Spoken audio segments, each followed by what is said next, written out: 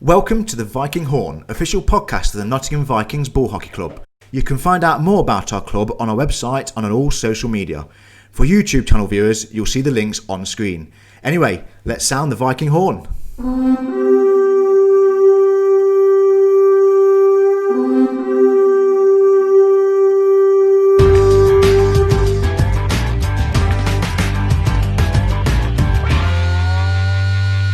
Hello and welcome to another episode of the Viking Horn. We've got the usual clan with me, Mike, Benny and Dan. As you'll be able to see on YouTube, we've got Benny and Dan on the same screen. Now, obviously understanding all the social distancing and rules that are in place, I think it's only right that Dan and Benny explain the situation there as well as they can, just so we can cover our arses.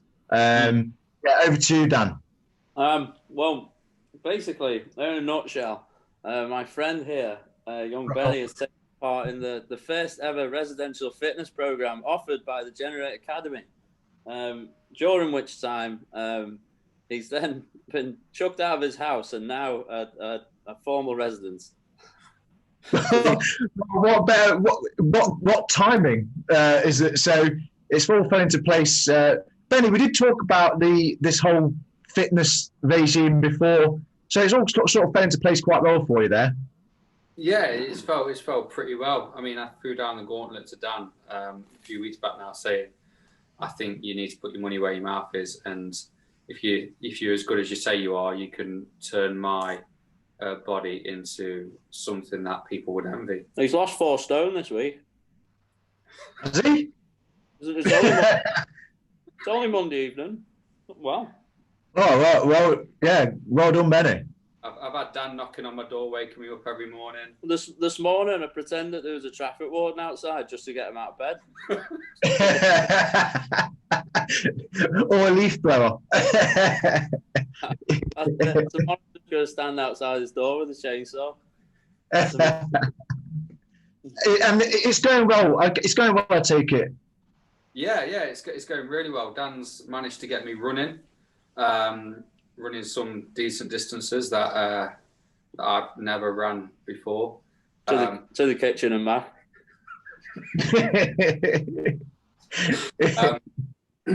Got me joining in the Zoom sessions every night. Mm-hmm. So it's been a case of when I get home from work, it's been get in, right, get your weights vest on, join in. There's been no excuses. So it's been good so far. Well, you say every night, Benny, but I didn't see you on the session that me and Harry took tonight. What's going on there? Yeah, I threw the gauntlet down to Dan. I'm not going for the second-rate coaches. Oh,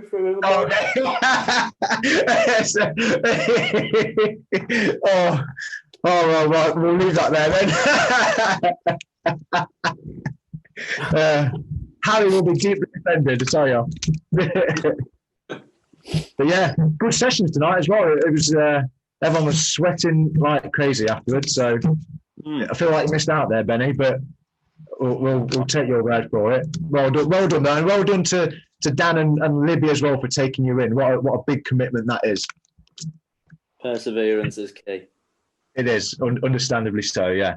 Right. On our last podcast, we asked Mike a few questions, and one of the questions I asked him was his favourite memory in ball hockey so far. He gave us that, and it gave me a bit of an idea. I wanted to hear our best and worst moments in hockey. Benny as a coach, Mike as a player. I'll give mine if anyone cares. And also, I want to speak to Dan about his in judo as well, because obviously Olympic athlete in judo. I'm sure he's had some good and bad memories. Mike, recap on your memory that you gave us before on a positive note. What was your best memory as a ball hockey player so far? Did I mention my Achilles? More than once, I think. Yeah. Let's ban that word. I mentioned my best last time, so I'll go with my worst. I think it was Benny had put me on as a forward, and I don't know if it was one of the first times I played, but we were playing Hull, I think, and I just remember taking the ball in behind the goal, their goal, and I was looking back up to see if there was an outlet pass. And as I was just stood there, some fella just came racing around behind me, barged me off the ball, and just ran off with it. And to be honest, I think about it now, about how pissed off and embarrassed I felt, and thought of, well, obviously I wouldn't want to let it happen now, but that for me, with only a handful of games, is my memory of, like, my worst memory of just getting sort of pushed off the ball without any problem at all. So it's not a big deal. Yeah, Mike. Well, you did it back to front. I was asking for your best memory, but there we go. You've covered it all now. What was your best? Out of interest. What was my best? Yeah, I'll just repeat what your best memory was. It was playing in Fantastic Fours, and it was actually, I think it was Hull again, and it was getting an assist where I dispossessed someone sort of halfway line, putting a pass to Walter, and then he scored. So it was a nice way to finish the game. Cool. And what would you want to achieve going forward in ball hockey next season? What would be a good season for you going forward? Plenty of time playing. You hearing that, Benny? No. You didn't hear the last word, which was justified, because obviously I want to play because the coach wants me to play. But obviously more court time, and clearly I want to score. But I know as a D man, that's not going to be top of my agenda. Those two combinations really: score a goal and plenty more time, and actually play like I know what I'm doing. Brilliant. Benny, I'm going to come to you now as a coach. As having played under your coaching for a few years now, there's been a lot of ups and downs. Let's go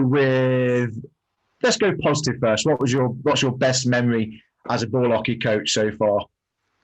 I'd say the Vikings, by the way. Okay, that's fine. I'd say my best memory is going unbeaten last season, season before now, and actually managing to coach a team through playoffs by not conceding a goal against two very good other teams. So that was quite good. I know we got an 8-0 and a 4-0 result out of those. So going to the playoffs and getting to that sort of scoreline. And that was only 3 or 4 days after I fractured my orbital floor. So I managed to coach. Oh, here we go again. We banned the Achilles word. It brings his eyesight into it now. Yeah. It's again, isn't it? It could be worse, couldn't it, Dan? It could always be worse. He's having a pop at me now.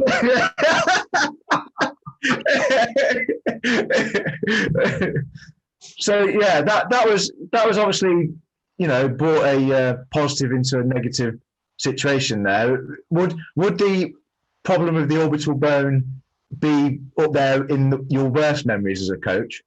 No, I'd say all your Achilles was when I was training earlier, and I might have snapped my Achilles as I was playing with you, Pete. Yeah. Do you know what your words were? Your words were when this was training, right? Me and Benny were at the side. I was not took too much part in this training session. I think I might have even come straight from Generate session on a Friday night, and we were in the corner, and I was like, right, I'm getting involved.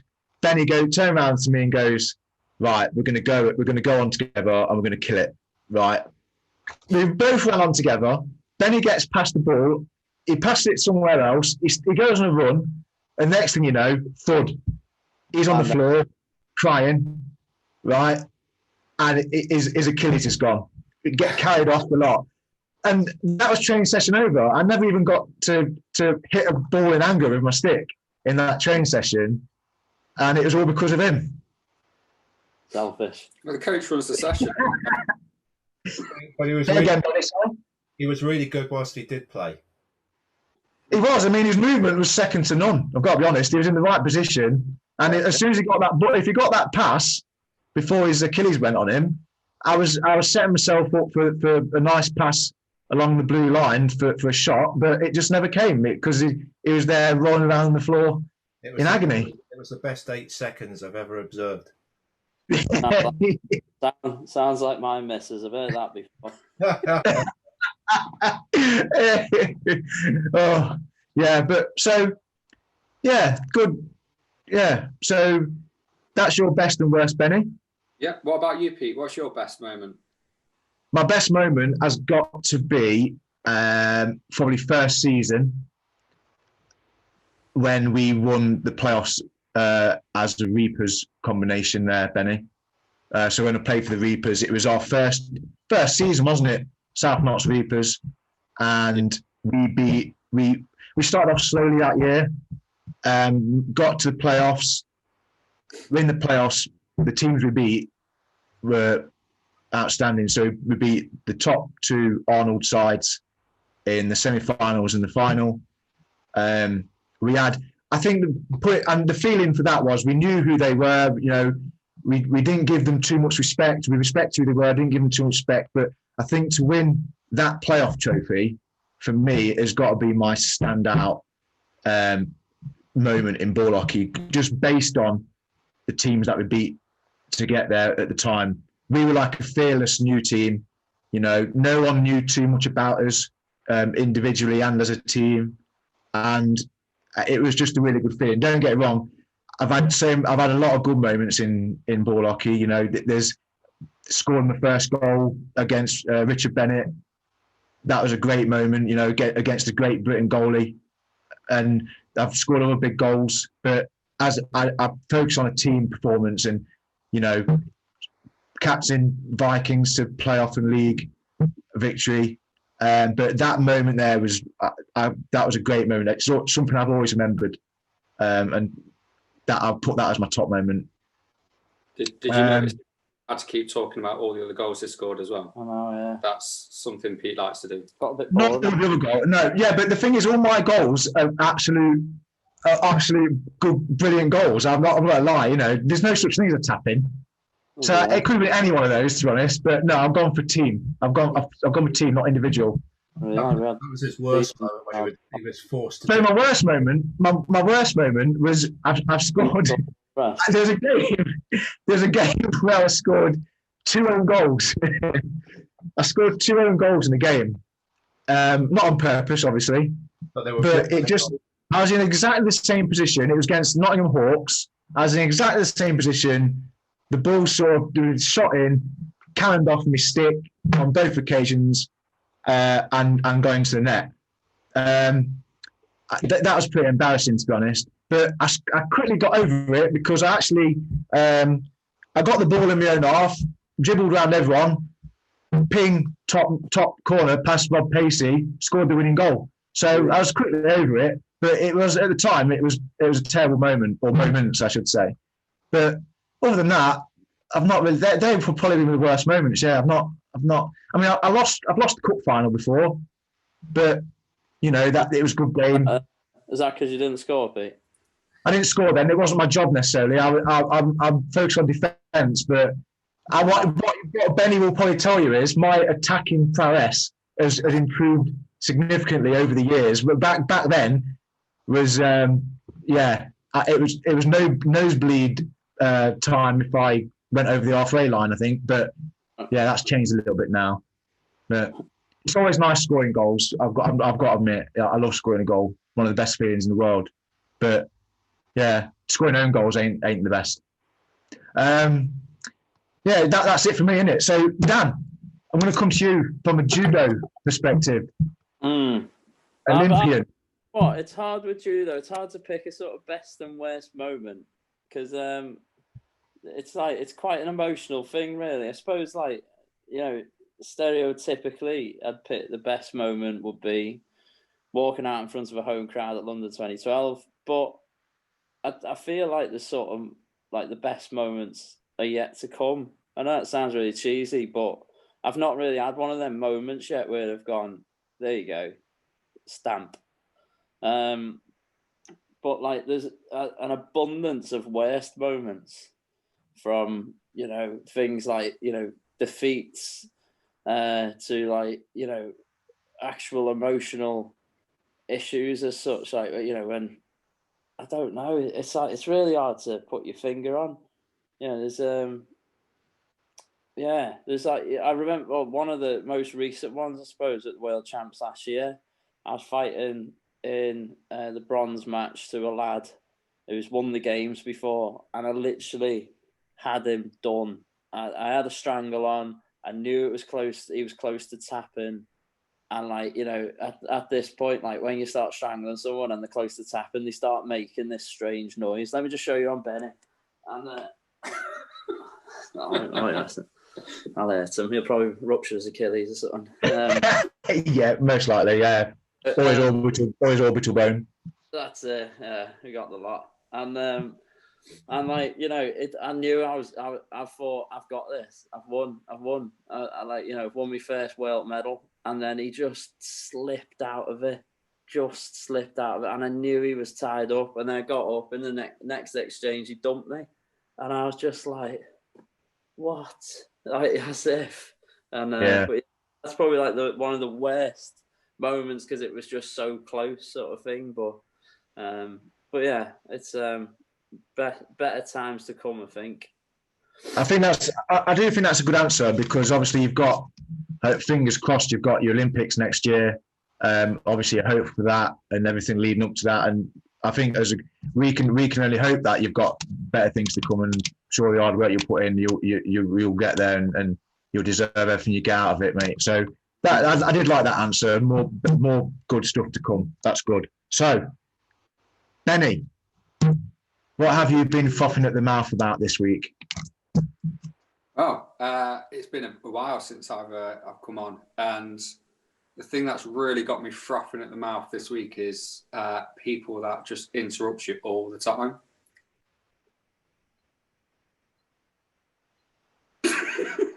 That's you, mate. Oh, I was right. You're just carrying on. Who was he waiting for then? Seamless. So all recently, right, let me just say. Whoa. No, I've got one. Right. I think this is one that's quite close to home, actually.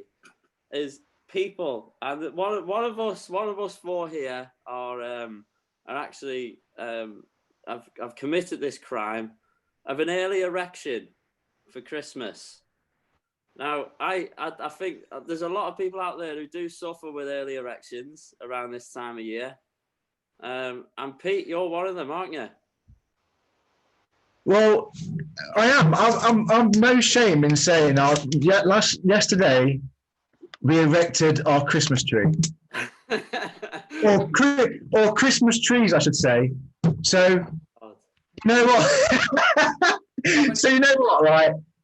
I tell you what, you come down my street, I tell you what, it's like Lapland already. And I've already put this back 2 weeks. My wife asked me originally a couple of weeks ago about putting this up and getting a new tree and putting it up. And I just thought, you know, and during the times that we've got, that we've been in this year, why not? You know, why not? It makes people happy. Not you, obviously, but no. I mean, I figured that out when I had a phone call yesterday, asking me what I was doing, all that jazz, and then told you about that, and then I was basically pretty much hung up on, to be honest, in disgust. But you know, hang on, right? It's November the 22nd at this point. Third. No, yesterday when we had. All right. Okay. Yeah, there we go.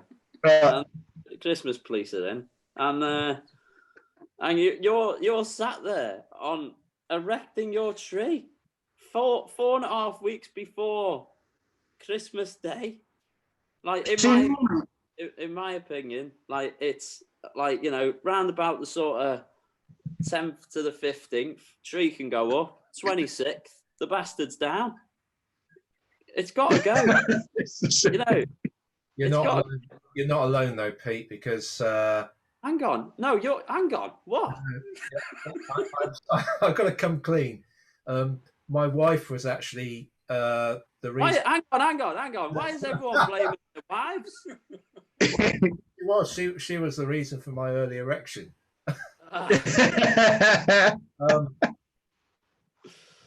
When was it? About a week ago. Oh, so he's worse. Oh. Yeah, but what I'll say is, I'll say, in my defence, if there is any, I put this back.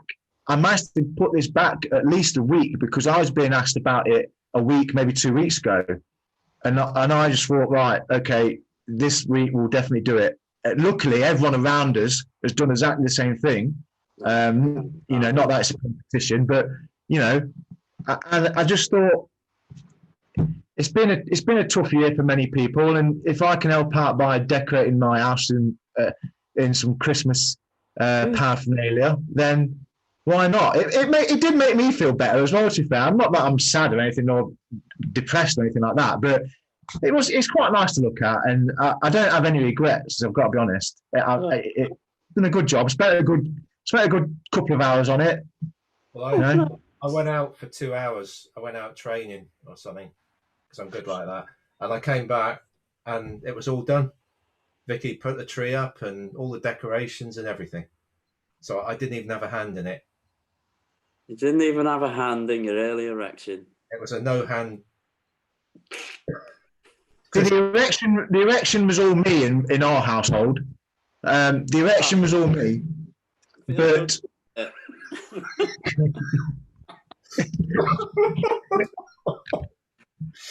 there's nothing there. And then Mike's had. I left everything else to my wife.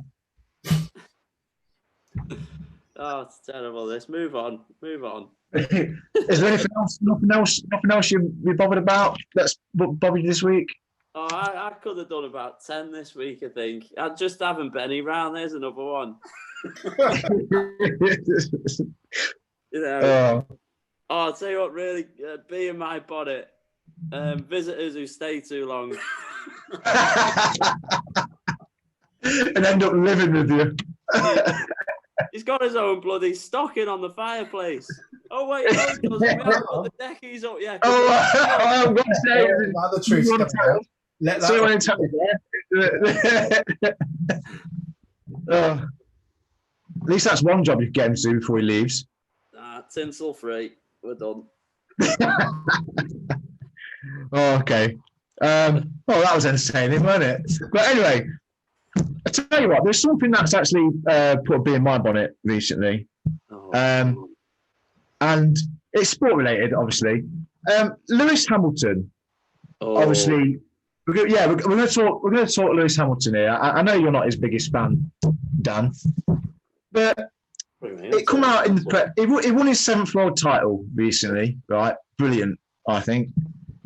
Ronnie O'Sullivan came out in the press and said the following: "It is fantastic for Lewis to win 7 world titles, but if your car is going round quicker, you can afford to make a few mistakes and still get away with it. It's a bit like driving around smoking a cigar with one finger on the wheel. I wouldn't have felt as good about my career in snooker if I had been playing on a table where the pockets I was using were bigger than my opponents." Mike, your thoughts? Or a guy. I don't agree with the cigar sentiment, but I agree with the last bit about playing on like a level playing field, same size pockets, because when it comes down to it, I think Hamilton's a talented driver and he's definitely, a genius at what he does, but it's helped and aided by the car that he's using. I mean, I don't watch it, but isn't it a fact that this season the car he's driving is like streets ahead, to mix metaphor? Okay, so who would you credit that to? All the engineers and the crew. Yeah, but it's a team. So, okay, Dan and Benny, or one at a time. What do you reckon? What Lewis Hamilton? I'll take this one. Go on. I think he's a really good driver. I feel as obviously the engineers have done a great job in this process as well, but they built a car to suit his driving style.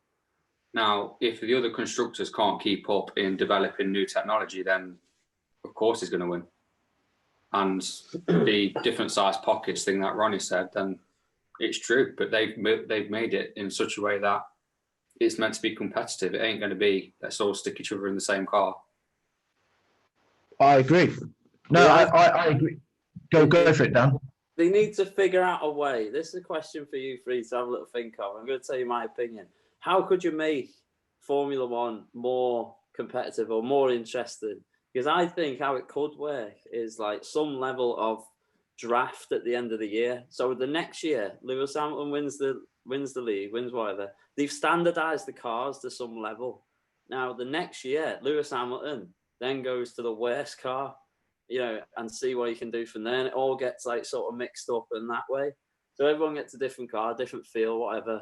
Because there was I don't know if you remember, is it Nigel Mansell? Yeah. He got banned from, who was he working for? Williams, was it at one point? Because he turned around and he got a slap on the wrist. He turned around and said, like, because it was showing, one of the Formula One cars, this is years ago now, one of the Formula One cars on the, on the blocks, and it was showing like the way the suspension's already programmed to sort of dip and go. And he turned around and went, well, even a monkey can drive that, and he got in trouble for it. But it was showing how the technology behind these cars are literally, I could bloody get in one of them. I can't drive. I could get in one of them and just, press X and get me way round like I'm on Gran Turismo. But they do need to find a way of trying to, make it a bit more interesting. Because I think in winning 7 world titles, all right, well done. But come on, it's kind of showing that. It's like, if some Russian geese wins 7 Olympics in a row at weightlifting, you're going to start asking questions like, come on, guy. I think, 100%. I think with Formula One, I think one of the biggest problems you've got, I would say, is the money. You look at a team like Williams now, who used to be at the very top of the sport. They're now at the very back of the grid. And, you get these teams coming in that might last 2 or 3 years, then they're back out again. I think Haas have struggled financially. So I'm just going to go on to my point on it, and it sort of echoes what Benny said. I'm glad Benny said what he said.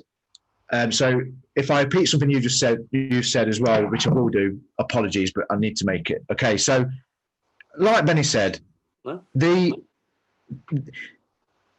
Hamilton, I believe, is the best driver on the grid. I do genuinely believe that.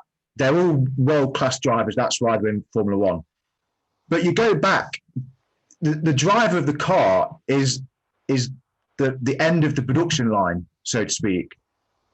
Everyone back at the factories, as we've already said, contributes to making that car the best it can be. And Lewis Hamilton and Mercedes shouldn't have to apologise to anyone for being dominant in the sport. It's up to everyone else to catch up with them, which is basically what Benny said, which is great. I firmly believe that. What really annoys me about the whole thing is people like Ronnie O'Sullivan coming in, and it's just like, well, how much do you know about this sort of thing to really comment on it? Like, I think what he said about the level playing field and the holes being bigger is not really, because you could say the same in football, couldn't you? You could say, well, Liverpool, Man City, Man United, Chelsea, they all have the most money, so they shouldn't really celebrate when they win the league because they've got the most money. They spent the most money on the players, so why bother celebrating? You get your freak seasons where someone like Leicester will win the league. When those teams don't perform, someone will come in and take advantage. When Lewis Hamilton didn't perform over a season, Nico Rosberg won the title. Same team, but I think the point we're trying to make, so mine and Benny's argument on the case is, everyone else needs to work harder catching up. Not Mercedes and Lewis Hamilton ain't going to turn around and say, well, you know what, let's go back to the factory and, lads and ladies, take a bit off, don't want to go so fast next year, just to give everyone else a chance. Yeah, I think. And one more thing, sorry, Mike. And you got people coming in slating Lewis Hamilton because he does this or he does that. I don't think Great Britain will wait years for a world champion at a sport. They did the same with Andy Murray. Yeah. And then he wins a world championship, or he wins Wimbledon, or he wins a major. And all we do is slate him because of he's a bit miserable in front of the camera, or he wanted this taken off the shelves, this watch taken off the shelves. What an idiot! I don't care what he does outside of the racetrack. He's British world champion. You know, I'm going to support him on the track. What he does outside of that, I don't really care. Right. Mike, what are you going to say? Well, off the back of that, I mean, the last comment. I mean, I think that's a lot down to the British press. I mean, that's just what we seem to do. It's all over Facebook, though. Like, all I see over Facebook is people slating Hamilton. They seem to be driving these stories. I mean, you know, sort of stuff that's in the Daily Mail probably. But what I was going to say is, I'm not going to defend Ronnie because I think somebody comes out with his absolute tripe. But I think he is positioned to comment on other sports people because he is an elite sportsman and he's a genius in his field. And I suppose that does give him the right to comment on a genius in another field. And to your point about it's up to the other constructors to step up, if they're never going to have the money that the top constructors have got, are they ever going to be in a position to compete? Ever? Well, that's where we come to what Dan was talking about with how do we get a level playing field with these sort of things. And I had a discussion with a friend earlier on, and you know, I don't know if any of you follow MotoGP, but Marc Marquez won the title a few years in a row. I don't know the number, 4 or 5 years in a row. Recently, let's see people complain about that. You've got the same problem, and again, Honda had the best bike at the time, and in Formula One, it's probably the most financially gifted. There's the most money in Formula One. It's one of the richest sports going. How do you spread the money out over all the teams? And that would be the fairest way to do it. And you know, you've got Renault providing engines for McLaren and Mercedes provide engines for other teams and things like that. So they are sort of helping each other out in a sense, but it's like one team's getting the knockoff engine from the other team, and because you've got one team providing the drivers for Red Bull, and then Red Bull can send the driver back down to Toro Rosso. It used to be, I don't know if it still is, but I don't know. You're never going to take the money out of Formula One. It's how you distribute it. And I do agree, it does need... Are you finding out the very best driver? Because, again, just sticking up for Hamilton, you've got to be a good driver to get that car around. You're driving around 200 miles an hour, you know. So the 1 year he made a mistake, too many mistakes in that season, Rosberg came and took the title away from him. And deservedly so. When he makes a mistake in a race now, Verstappen or Ron will come for a win, but it's a tough one, and it's just something that annoyed me. Like, you know, my main point is the guy who won a title. Is I think it's been confirmed he's going to be knighted in 2021 today. So, and deservedly so. You know, the guy's won 7 titles. The history book's going to say he's won 7. He might win more going forward. How long he's, but is a legend, and I just don't like people taking jabs at their achievements. Can't be taken away from that, but I don't care what they're like outside of the sport. They can do what they want for me. End of. So, yeah. Moving on. Yeah, I think I got a bit too much motor racing there for certain individuals. I never had you down as a racing fan, Dan, but I enjoyed your contribution there. It was a good point you made. You know what? I've always quite liked sort of races and stuff like that, to be honest with you. Don't like Lewis Hamilton. Oh, fair play. Fair play. No, but it was a good point, and we'll move on. We've all raised good points on that one. So, Dan, with the news of the lockdown being lifted, looks like gyms are going to be open again for Generate. I just wanted to talk about that really, and how that's going to affect the gym, and also just talking about how well these online sessions have been going. Yeah. So, well, on that point then, to start with, online stuff has gone surprisingly really well. I've never done it before. I've never really been a fan of it. However, you get backed into a corner, you offer what you can do. We've offered that. It's worked out really well. We've had extremely good engagement.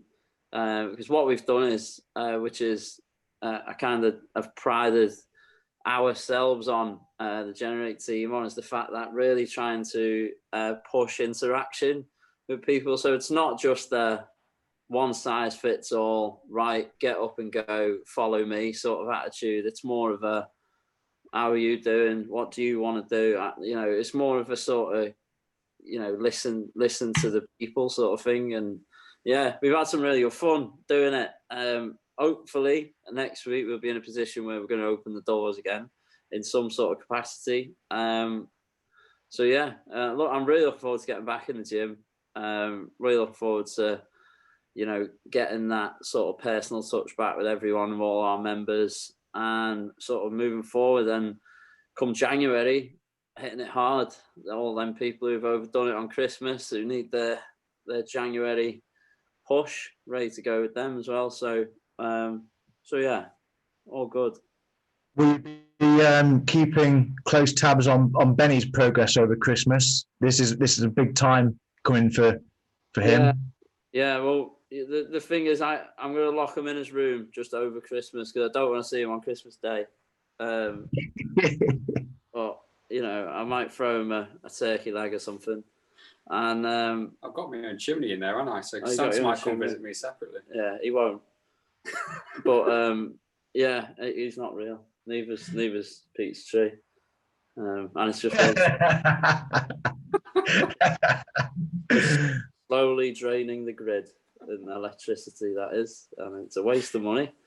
And also it'll probably, 18 people die each year from fires caused by Christmas trees. So there you go. It's catching up coronavirus death, that is. Yeah. Best to monitor your lights and everything on your Christmas trees. We did a good thorough check before we put it up. Yeah. Check your lights, people. Keep safe. Brilliant. Excellent stuff. Just to finish up, going back onto ice hockey. Okay. What do we all think of the throwback designs that have been released this last week? No. What we talking about? We've got the reverse retro jerseys. Oh my God, he's got a Calgary top on. I wonder how I was going to take this. What are we saying? What did you say about throwback? So that is a nice top. It's good, isn't it? What £9 can buy it off eBay? It is. Oh wow. I have to admit, so the new reverse retro, that's a good little, yeah. You know what? We didn't even know this section was coming, and this turned up in the post today. Wham bam, thank you, man. Yes. There you go. It's worked out well for us all. But yeah, so the reverse retro jerseys that every NHL team will be wearing next season were released this past week. I have to say the Calgary one is up there with my favourites. Yeah.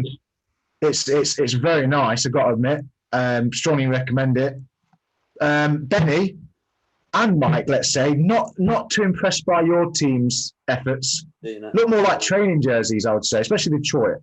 I mean, the problem with the Leafs one is I don't know how many different designs of a leaf you can do. I agree. Yeah, there's loads of different leaves though. Yeah. How many different maple leaves can there be? Like, maybe they should have just changed it up to like maple syrup and put a jar of that on or something. Or with a bear on the front or something like that. Yeah, I think we could design our own. Yeah. I was thinking what they could have done is had the big maple leaf, like have it like really big on the front instead of like just in the middle. They could have just put the TML, the Toronto Maple Leafs, like that old school logo instead. Get rid of the leaf that currently. Put the TML across the front or something like that. That stands for too many leaves. it probably does. Yeah. As Canadian rivals there, looking forward to the next season. I've not seen the Detroit one though. The Detroit one is pretty plain. That's all. Yeah, it's not good. Detroit Bears. Detroit Redwings. Oh, Redwings. I thought they were the Great club. Redwings, yeah.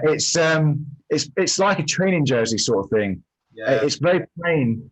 they put silver bars on the arms, and I think that's supposed to be to denote like a trophy or something. But they would have been better putting red. I think red bars on there. Someone photoshopped it. It looked better. It just it's not good, is it? No, it wasn't the best. There's a lot of nice jerseys there. You know what sometimes happens though? You sometimes see a jersey and you think, oh, not a big fan of that. But then when you see it on ice being worn, it can grow on you. I mean, I'm glad that they brought the Wild Wing the Ducks brought the Wild Wing jersey back for next season.